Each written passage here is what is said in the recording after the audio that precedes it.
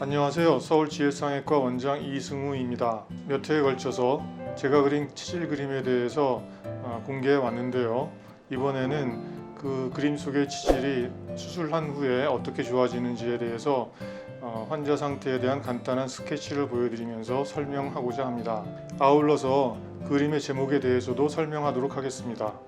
그 전에 치질 수술에 대한 저의 원칙이랄까, 제가 가장 신경 써서 수술에 임하는 부분에 대해서 말씀드리겠습니다. 그것은 절대 과하면 안 된다는 것입니다. 과한 수술의 가장 큰 합병증은 통증과 항문이 좁아지는 항문 협착입니다. 통증이야 시간이 지나면 좋아지겠지만 항문이 좁아지면 환자는 평생 수술을 후회하며 고생스럽게 살게 될 것입니다.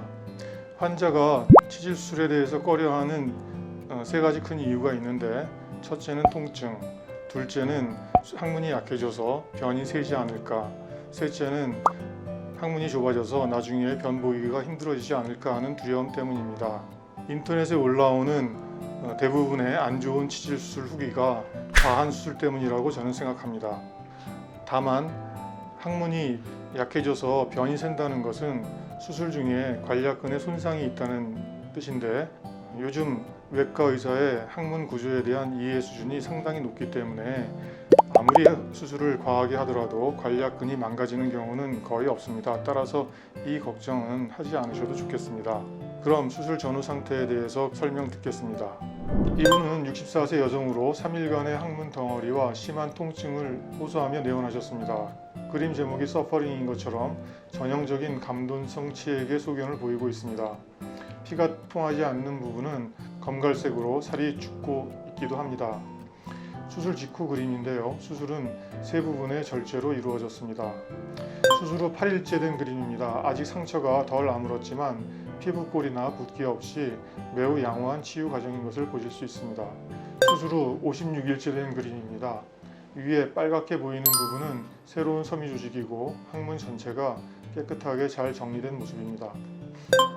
50세 여성인데 수년 동안 항문에 혹을 느끼며 살았고 가끔 통증은 있었지만 피는 나지 않았다고 하셨습니다. 보시는 바와 같이 피부꼬리처럼 여러 군데의 피부가 늘어져 있습니다. 모두 6군데를 절제했고 수술 후 33일째 그림에서 보시는 것처럼 약간의 붓기가 남아있지만 대체로 결과가 좋습니다. 39세 남성입니다. 4일간의 통증과 혹으로 내원하셨습니다. 내치액이 튀어나오면서 동그랗게 주변 피부에 붓기를 동반한 것이 인상적입니다.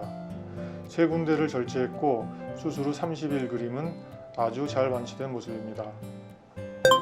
56세 남성인데 평소 튀어나온 혹을 앓고 지내시다가 7일 동안 출혈이 멈추지 않아서 내원하셨습니다. 그림을 시계 반대 방향으로 돌려보시면 마치 알을 품고 있는 암탉처럼 보이기도 합니다.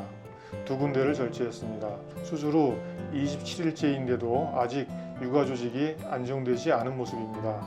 항문의 상처는 다른 데와 달라서 안 움직이게 고정시켜 놓고 아물게 할 수 없기 때문에 가끔 치유가 지연되기도 합니다.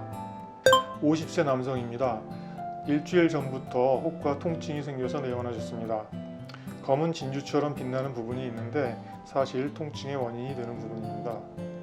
한 군데를 절제했고 넓게 절제했고 수술 후 29일째에도 붓기가 조금 남아있지만 시간이 지나면 깨끗해집니다. 57세 남성으로 몇 년 동안 항문의 덩어리를 방치하다가 최근 통증이 심해져서 내원하신 케이스입니다. 세월의 주름이 물결처럼 굴곡져 있는데 두 군데를 절제했고 수술 후 29일째 그림에는 아직 붓기가 남아 있습니다.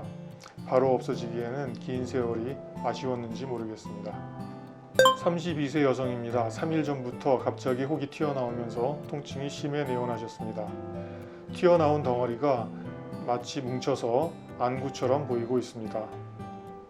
두 군데를 절제하였고 수술 후 19일째 그림에는 양호한 경과를 보이고 있습니다.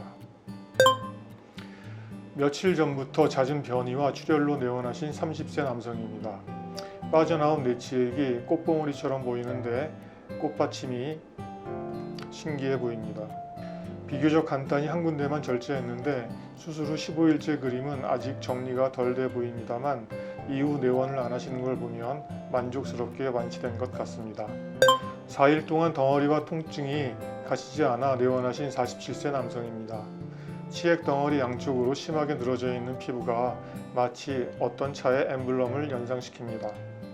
모두 4군데를 절제해서 수술 후 21일째 그림에는 날개 잃은 항문만 남아 있습니다. 4일간의 극심한 통증으로 내원하신 29세 여성입니다. 역시 심한 감돈성 치액인데 벌써 일부 조직은 까맣게 죽어가고 있습니다. 3군데를 절제했고 수술 21일째 마치 아무 일도 없었다는 듯 편안한 항문의 모습입니다. 심한 통증은 없었지만 2주 동안 불편함이 있어 내원한 27세 여성입니다. 2군데를 절제했고 한 달 뒤에는 편안해진 모습입니다. 정말 극심한 통증을 3일이나 견디다 내원한 56세 남성입니다. 딱 봐도 치액이 무시무시한데 제가 제목을 바이어스, 편견이라고 붙인 것은 통증의 원인이 치액이 아니었기 때문입니다. 이분은 치액 외에 항문 농양이 숨어 있었습니다. 4군데의 치액을 절제했고 고름집도 완전히 제거해서 나중에 치루가 생기지 않도록 조치했습니다. 수술 후 31일째 그림도 치열했던 전장의 모습을 담고 있는 것 같습니다. 30세 여성분으로 2년 전 치액 수술을 받은 후에도 덩어리가 불편해서 내원하셨습니다. 치액이 안팎으로 켜켜이 남아 있습니다. 2군데를 절제했고 수술 후 13일째 그림은 잘 정돈된 모습입니다.